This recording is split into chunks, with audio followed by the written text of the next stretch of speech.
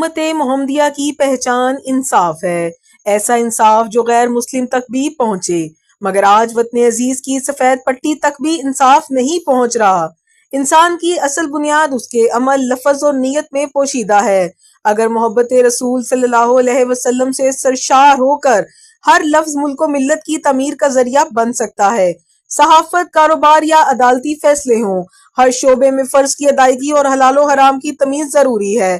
ان خیالات کا اظہار شیخ سلسلہ نقشبندیہ ویسیہ اور سربراہ تنظیم الاخوان پاکستان حضرت امیر عبدالقدیر اعوان نے اسلام آباد میں بعثت رحمت عالم صلی اللہ علیہ وسلم کانفرنس اسلام آباد سے خطاب کرتے ہوئے کہا۔ تاریخ انسانیت ان لوگوں کو یاد رکھتی ہے جو دے دیتے ہیں۔ حضرت صاحب نے، ان کے خاندان نے پاکستان کو اپنا سب کچھ دے دیا۔ صرف پاکستان کے مسلمان ہی نہیں بلکہ اگر دنیا بھر کے مسلمانوں کی حالت زار پر اگر ایک نظر دوڑائیں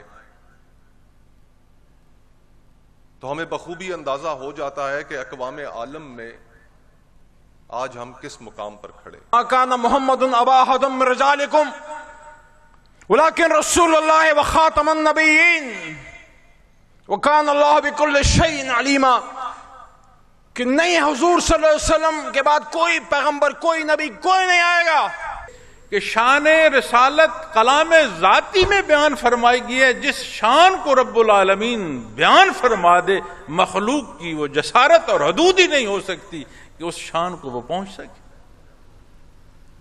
یہ اللہ کا احسان ہے، اس کا کرم ہے کہ اس نے ہمیں آپ کا امتی ہونا عطا فرمایا۔ یہ ہمارے لیے شرف ہے عزیزان من، معزز خواتین و حضرات، یہ وہ شرف ہے کہ اس شرف سے جب لحد میں اترو گے، اس سے پہلے جو ابتدا ملک الموت اور سکرات الموت کی ہے، وہاں سے سمجھ آنا شروع ہو جائے گی یہ کتنا احسان ہے میرے اللہ۔ پھر جو درجہ رسالت ہے یہ تمام اسلوب کو احاطہ کرتا ہے، اسی لیے اکتفا فرمایا محمد الرسول اللہ، وہ محمد جو اللہ کے رسول ہیں صلی اللہ علیہ وسلم۔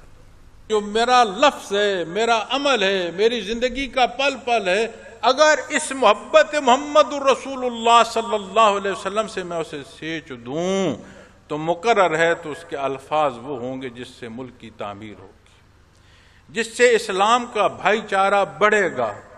اگر صحافتی حلقوں سے ہے تو اپنی ساری تحریر کے بعد پھر درد دل سے دیکھے گا کہ کوئی لفظ ایسا نہ ہو جو اس ملک میں مزید تخریب کا سبب ہو جائے۔ اگر کوئی کاروباری حیات سے ہے تو وہ دوسرے کا حق لینے کو نہیں دوڑے گا، حلال حرام اور حدود و قیود کا خیال رکھے گا۔ اگر کوئی منصف بیٹھا ہے اور وہ جو تحریر کر رہا ہے، اور عجیب بات ہے کہ ہماری تحریر مجریہ 1800 کچھ پر ہو رہی ہوتی ہے اور فیصلے کا جو اطلاق ہے وہ پاکستان کے قیام اور اس کے بعد کا ہو رہا ہوتا ہے۔ اللہ بہتر جانتا ہے کہ جو پیش ہوا ہے اس کا حساب اور جس نے حکم صادر کیا اس کا حساب اللہ کے حضور کیا ہو۔ وطن عزیز میں سود کو پرافٹ کہہ دیں، مارک اپ کہہ دیں، آپ جانور جو حرام ہے اس کے نام بدلتے جائیں تو وہ کیا ہرن بن جائے گا، حلال ہو جائے گا۔ ہم بات کرتے ہیں حقوق کی، میرا حق نہیں مجھے دیا، کبھی کسی نے سوچا میرے ذمے جو فرض ہے وہ میں نے کہاں ادا کیا؟ باپ کے طور پر میں نے فرض ادا کیا ہے، خاوند کے طور پر میں نے فرض ادا کیا ہے، بیٹے کے طور پر میں نے فرض ادا کیا ہے، ہمسائے کے طور پر میں نے فرض ادا کیا ہے، ایک قومی عقائد کے حوالے سے میں نے فرض ادا کیا۔ کبھی سوچا کسی نے؟ ہم راہ بند کر دیتے ہیں، لوگوں کے حقوق ضائع ہوتے ہیں، ہم کہتے ہیں میں اپنا حق لینے آیا ہوں۔ وہ جو تمہارا فرض ہے وہ کہاں ہے؟